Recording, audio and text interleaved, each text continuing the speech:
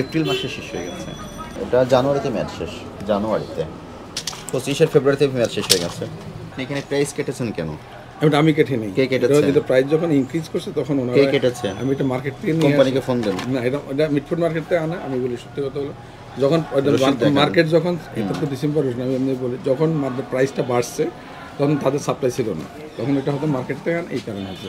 এটা কি যৌক্তিক?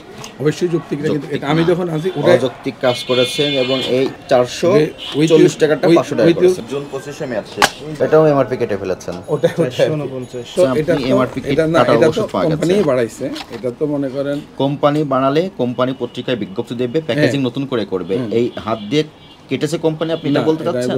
যেটা ধার্যকৃত মূল্য ছিল 440 টাকা, সেটা কেটে 500 টাকা করা গেছে। এটা অপরাধ হয়েছে, আমলে নিয়েছি। আর মেয়াদোত্তীর্ণ ওষুধ পাওয়া গেছে, অপরাধ হয়েছে, আমলে নিয়েছি। দুইটা অপরাধে একসঙ্গে 2 বছরের কারাদণ্ড, 1 লক্ষ টাকা অর্থদণ্ডের বিধান আছে। আপনার এখানে যে অপরাধ সংগঠিত হয়েছে, আপনি সেই অপরাধের দোষ স্বীকার করেন? এটা আমি অবশ্যই রেফারেন্সের মধ্যে Next level, well done, side by side, free.